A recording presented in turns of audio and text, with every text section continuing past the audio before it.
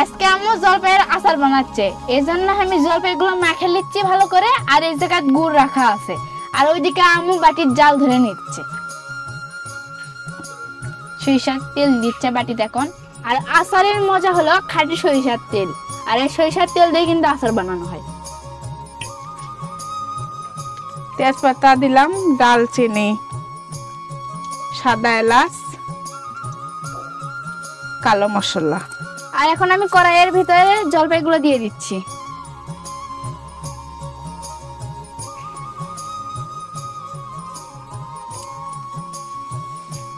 আজকে আমরা মা মেয়ে দুইজন মিলে ঘরোয়া পদ্ধতিতে আচার তৈরি করতেছি।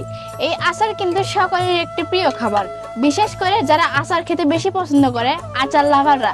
আচারের কথা শুনলে তাদের জিভে লম্বা হয়ে যায়, আর এই আচার দেখলেই মুখে পানি এসে যায়। তুমি গুড় খায় কমাও। জলপাই খাচ্ছি, জলপাই। একটু লবণ দেই, লবণ দিলাম, হলুদ দিলাম। কেমন কতক্ষণ ধরে আচার ভাজিচ্ছে, এখনো হয়নি? এ বাবা, আচারের তেল ছাড়ে না দিলে আচার কেমনে হবি? ভাজতে ভাজতে যখন এরকম তেল ছাড়বি বাটি, তাহলে বুঝবা যে আচার ভাজা হয়ে গেছে, তখনই গুড় দিবা। দিনা এখন হচ্ছে এই যে তেল বাড়াচ্ছে, দেখছো? এখন দেবো? হ্যাঁ দাও। এতগুলো মোটে দিয়ে দেবো? হ্যাঁ, এক সাইডে থেকে দাও।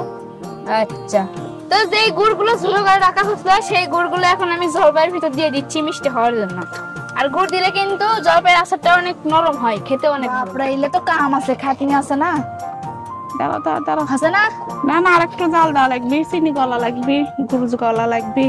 চিনিও দিছো? হ্যাঁ, চিনিও দিছি না। পরা মিষ্টিতে হবে তাহলে। খুব মিষ্টি না হলে আচার ভাল লাগে।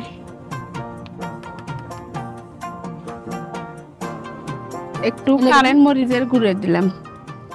আর আর আর আচার বানানোর শেষ পর্যায়ে আসে কিন্তু আম্মু সব মশলাপাতি আচারে দেওয়া শুরু করতে। আর প্রথমে দিলা কিন্তু গুঁড়া মরিচ, আর এখন কি দেবা? দাঁড়াও, এখন না, এটার আগে নেড়ে দেই। তুমি দিতে থাকো আর আমি নেড়ে দিচ্ছি, দাও তাহলেই হবে। এখন দিচ্ছি আসল আচারের মশলা। আর এটা কিন্তু আম্মু ঘরোয়া পদ্ধতিতে নিজের হাতে তৈরি করছে। নাড়ো নাড়ো।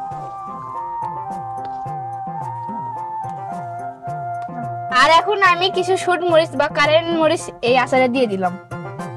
আর এই যে পেঁয়াজ রসুন ভাজছিলাম, সেটা দিয়ে দিলাম। আর এগুলো একসঙ্গে মিক্স করার জন্য এখন আম্মু ভালোভাবে নেড়ে দিচ্ছে, যেন সব ময় মশলা একসঙ্গে মিক্স হয়ে আচারের আসল স্বাদটা তৈরি হয়। আর আজকে আমরা দুইজন মা মেয়ে জলপাইয়ের আচার বানানোর রেসিপি আপনাদের সকলের মাঝে শেয়ার করলাম। কেমন লাগলো তা অবশ্যই কমেন্ট করে জানাবেন।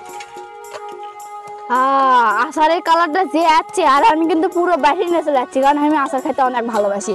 এই জন্য আমি আচার বানাতে চাই না, আর কয় আচারের বয়ামত তালা দিয়ে ছেড়ে দিবি, কিন্তু আজকে তো আমি পুরো বাটি পেয়ে গেছি। কি হলো আম্মু? কি হয়েছে? কেমন হয়েছে দেখি তো। আসলে খুব স্বাদ হয়েছে, আর সুন্দর আচার বানার পরে আমি নিজেও ভাবতে পারছি না।